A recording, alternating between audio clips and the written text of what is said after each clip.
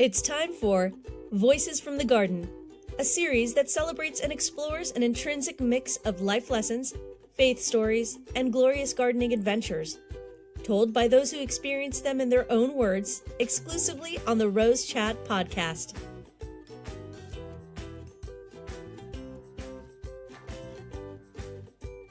For more than 35 years, Ryan Tilley has been growing roses in his garden and in the gardens of more than 100 clients through his business, Rose Gardens by Ryan.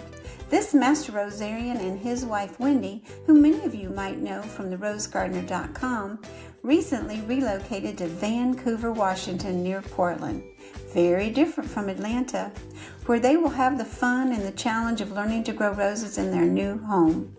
Listen in as Ryan, dubbed the Rose Man of Atlanta, shares the wit and wisdom of one who has grown over 20,000 roses in his career. He also tells us about one of his latest projects, renovating the Jimmy Carter Presidential Library Rose Garden. Oh, there's a lot of rose love and growing tips and tricks in this episode of Rose Chat. Hey Ryan, welcome to Rose Chat. I'm glad to be here. Well, we're so glad to have you. Ryan, I have so many things I want to talk to you about. Now, you've been growing roses in the Atlanta area for about 30 years. Yes. But it wasn't roses that brought you to Atlanta. So what occupied your time before roses? Well, my main passion, since I was like 5 years old, was to be a meteorologist. I kept records. I became an amateur meteorologist. Then I went to Penn State, took meteorology there. And then I worked at a whole bunch of kind of sweatshops before I finally landed at the Weather Channel. And they had 60 meteorologists from all parts of the country, and I thought that was the ideal place for me, even though I was going to be living in Georgia with really hot summers and really bad traffic. Also bad air, not a whole lot of water. I'm probably dissuading anybody from ever going to Georgia. But that's how I really ended up here. I was counting the days until I could come out to the West Coast with a much better climate for growing roses. Summer's not as hot. Did you know they have a rainforest in the state of Washington? No, I did not know that. Well, they do. On the north coast of Washington, when I was out there about 30 years ago, within 2 miles of the shore, the desert is along the coast of northern Washington, and about 2 miles inland, you climb up some mountains, and they get 400 inches of rain a year. Not like Atlanta. Oh, my goodness, no. But I love it here in the Pacific Northwest. That trip I made out here 30 years ago made it clear this is where I wanted to retire to. Well, your dream has come true. It only took 30 years. Now, those 30 years you were very busy with roses. So yeah, I was Roses by actually in Ryan. Georgia for about 36 years. I didn't start growing roses until about 6-7 years when I was there. And it's kind of a funny story. We had a neighbor who was renting out his house. And some of the people he would rent to didn't keep up the property at all. I had 6-foot weeds next to my vegetable garden, which was not a good thing. So I had always kind of wanted to grow roses. So I called the guy and I said, if you just pay for the materials, I'll put in a rose garden for you. And so it'll be much, much nicer for your property, for any future rentals. He agreed. I planted 6 roses and I grew them so well. I grew more and more and more of them until I got to 330 roses on 1/3 of an acre. And So that 1/3 of an acre small. also had fruit trees, huge vegetable garden, arbors. I had 4 types of grass because at the places that I would go around to, if there was extra sod, I would just grab it and throw it down. And it was the best grass wins between centipede, Bermuda, zoysia, and fescue. So how many roses do you think over the years you've planted? Oh, my Lord. I think I've been asked that once before. And if I had to make a guess, a magazine asked me that. I've got to say at least 20,000 roses over the course of 30 years, because I've had 100 clients. And of course, you lose a few clients, you gain a few clients. Recently, I've had many of them pass away, which was very unfortunate. It pushed me to retirement even more because everybody who apparently were my long-term clients were slowly dying off. My first client was 98 years old when he passed away about a year and a half ago. And I had him for 25 years. And he was such a nice man. I really almost lost money going all the way across town to take care of his garden, but it was just a labor of love. Yes, I'm sure. Now, with all those roses that you've grown, what are your favorites? My favorites are what are called hybrid teas. And a hybrid tea is the type that you would send your sweetie on Valentine's Day. It's the kind that has the long stems and the beautiful regal rose that's on top of it. So I like big flowers. So the hybrid teas pretty much are the biggest roses you can grow, but there's many, many other types of roses. There's what are called the David Austin English roses, which are a cross between a modern rose and an old-fashioned rose. There's about 150 of those.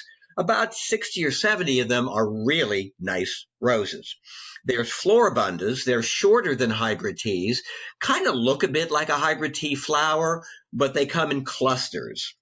Then you have climbing roses, miniature roses, mini floras, and then finally you have your old garden roses, which were the ones growing back in the 18 and 1900s.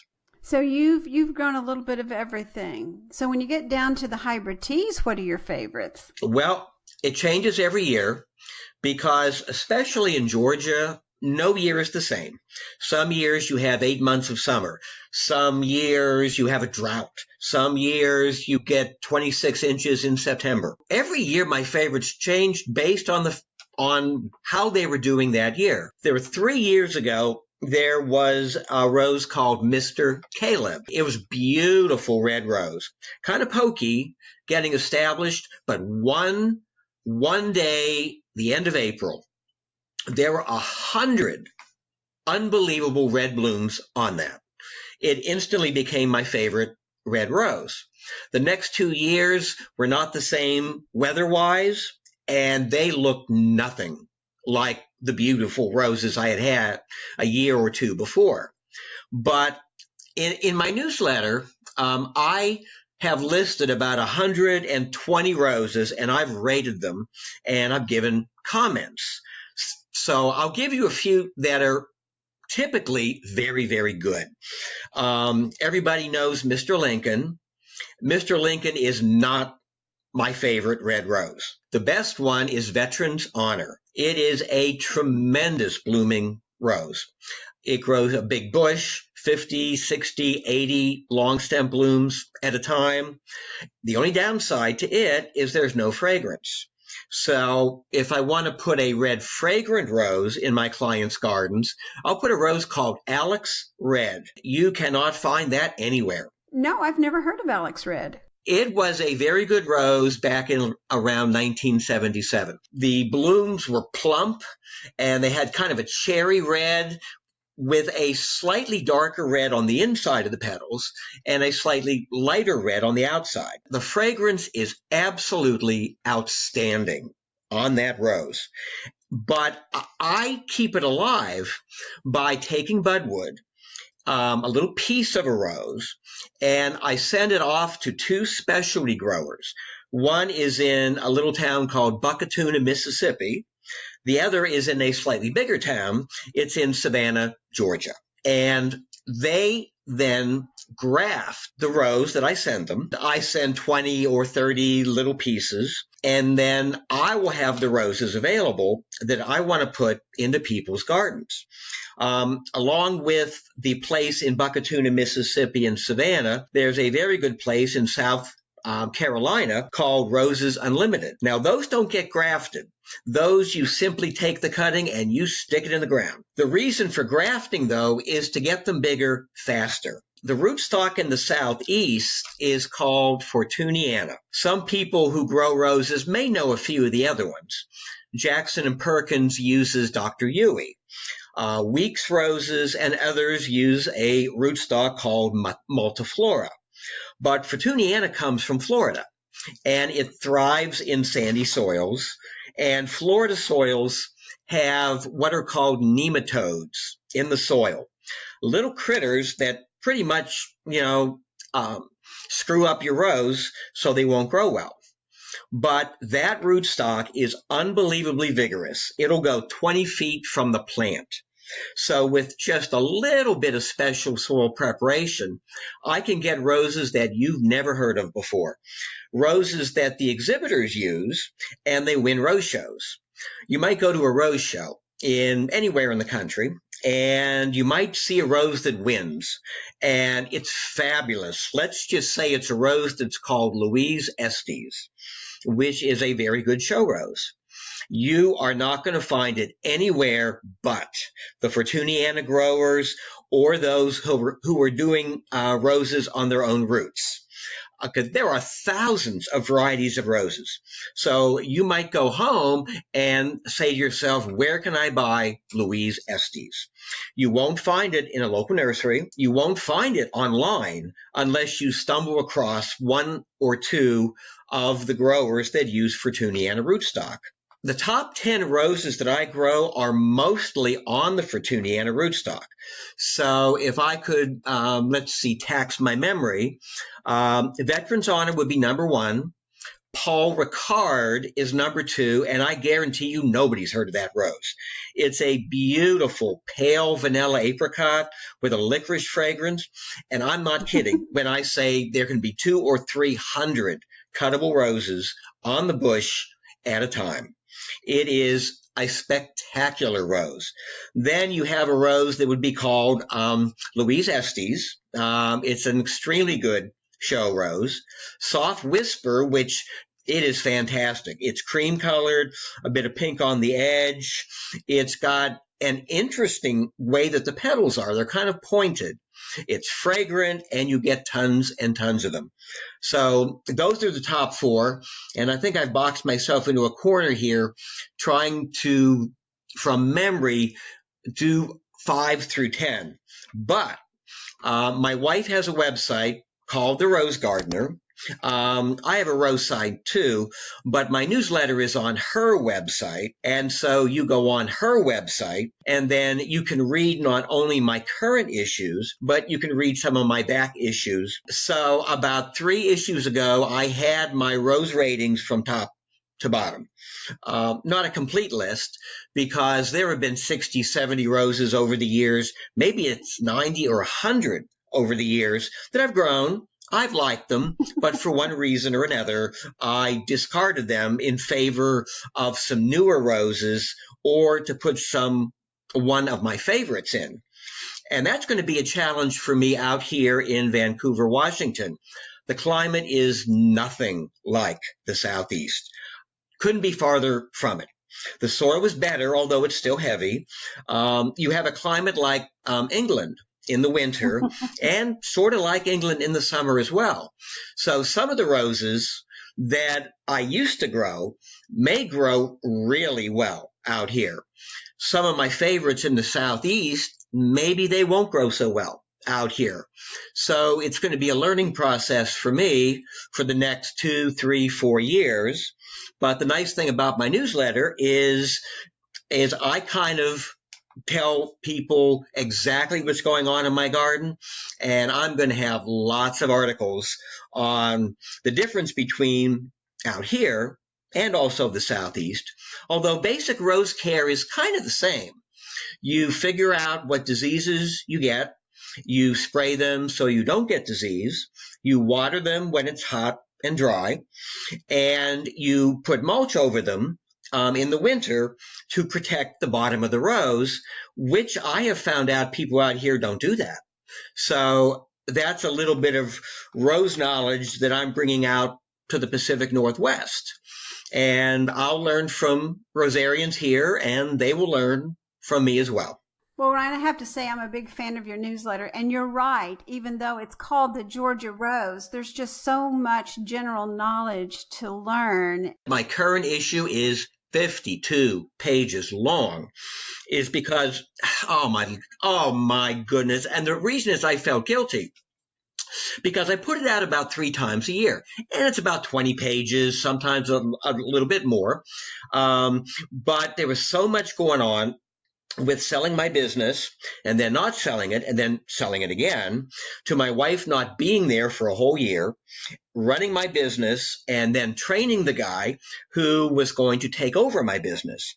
I had no time for my newsletter, and it got to be a year, no newsletter. And I'm so thankful people didn't start to complain, but I decided to make a super colossal sized issue back in August and September. That's my current issue 83, and it has a lot of good stuff, including the renovation of the Jimmy Carter Presidential Library Rose Garden. And I'm told I have to say it that way. I can't just say the Carter Center. So they called me in about 14 months ago. There's a virus that many rose growers know and are afraid of. It's called Rosette virus. And once your rose gets it, in very rare cases, it may survive, but you usually have to end up taking out the whole rose because it's very, very contagious to other roses. And it's becoming more and more of a problem. And in the Carter Center, there were about 110 roses that had this rosette. And I can't really describe what it is over the phone accurately because it's very easy to confuse it with some other things that might be going on. My issue 83 has an article that has everything you need to know about rosette. But for the Carter Center, I had to take out all the roses because I couldn't risk having ones being infected but not looking like it yet. And Mrs. Carter loved knockouts. And there were some huge 7-foot knockouts. And I was praying to God that it didn't get the rosette because it would have broken her heart to have taken some of those gorgeous big knockouts out, but she loved them. So as I was renovating it, and the whole story of the renovation is in my newsletter, but one of the knockouts, the big one, had rosette. So I said I wasn't going to dig it up. I'm going to cross my fingers and hope that this is one of the lucky ones. So I cut below it. I saw rosette again. So I cut below it. And as of the time I left Georgia, it had not come back. So I'm very, very hopeful that maybe I've completely gotten rid of it out of the garden. But the funny thing is, they gave me a rose they wanted, Jocelyn Carter, an orange rose from back in the 70s that nobody carries. Absolutely nobody carries. And they even named it something different over in England. So I looked and I finally found a pathetic little rose of Jacqueline. Jacqueline or Jocelyn? Oh, the car is going to hate me for this. Jocelyn? Okay. All righty. Rosalind. But there was enough there that I could send it down to my Fortuniana person.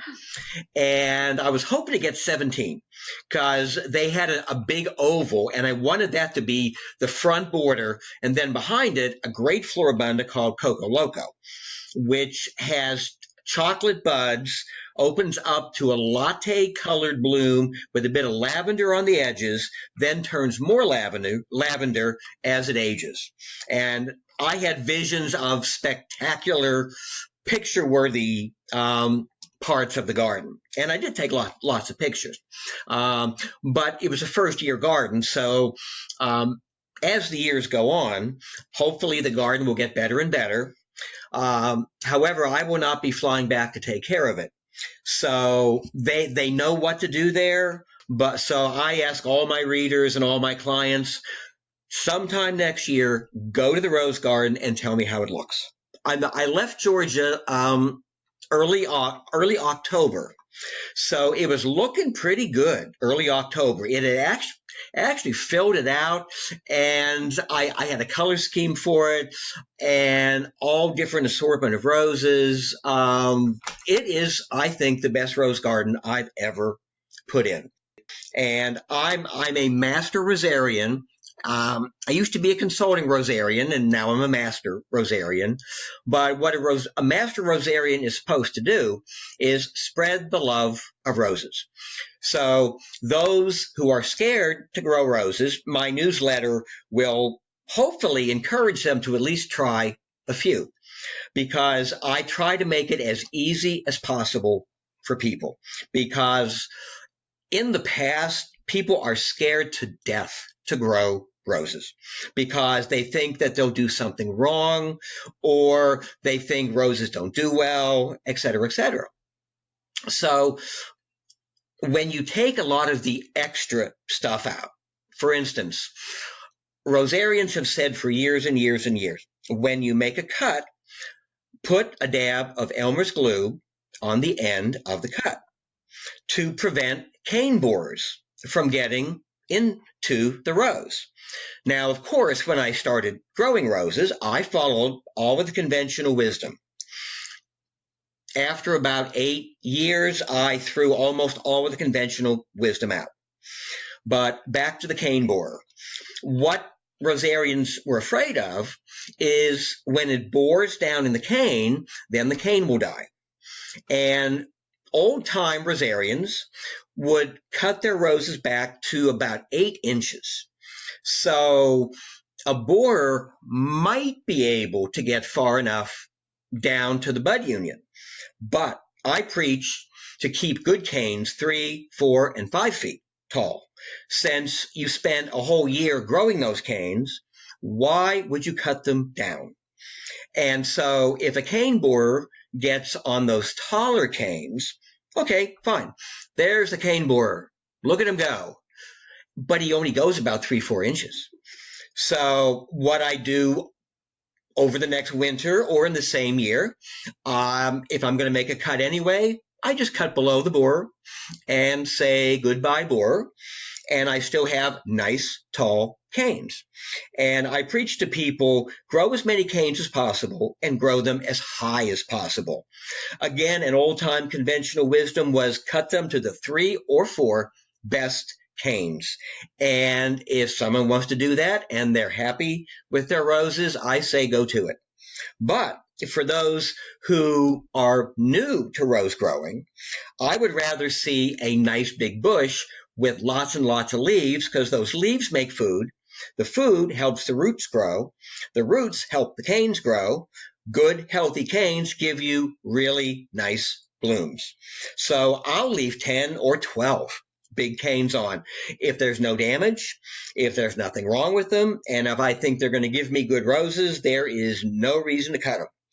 And I'm actually very proud to say quite a few of Rosarians now are using my method as the conventional wisdom for roses, because those old-time Rosarians, they felt that by restricting the canes and by cutting them down that far, all the energy will go into one big, beautiful cane that they can cut and enter in a rose show and win.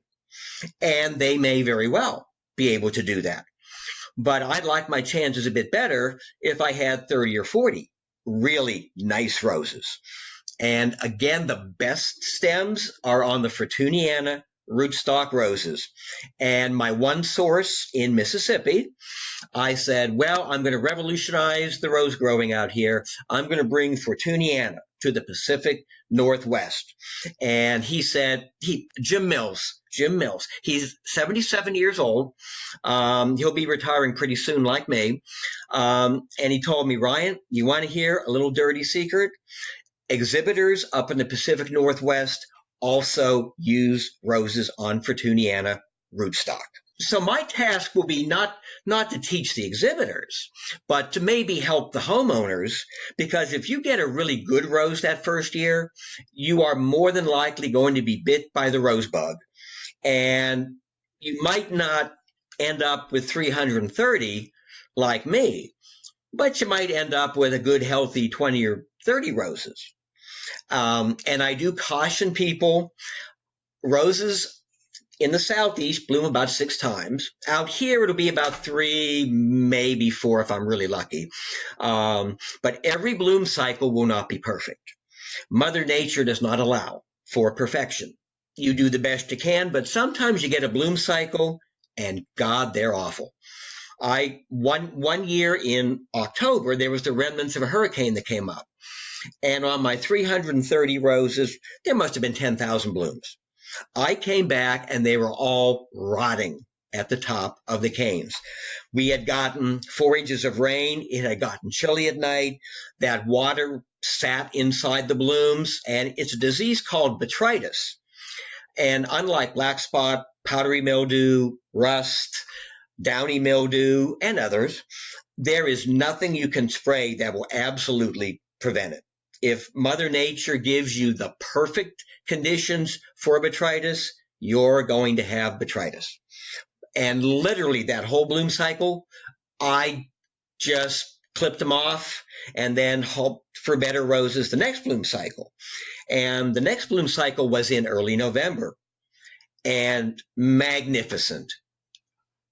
It almost made having terrible roses in October appreciate the great blooms that I got in November.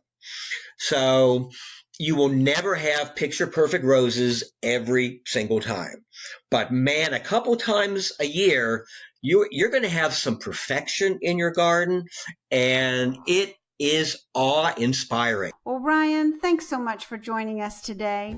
Now, to learn more about Ryan and his newsletter, visit their website, therosegardener.com. Well, friends, that's all the time we have for this edition of the Rose Chat podcast, and we thank you for listening today. Until next time, happy gardening from your friends at Rose Chat.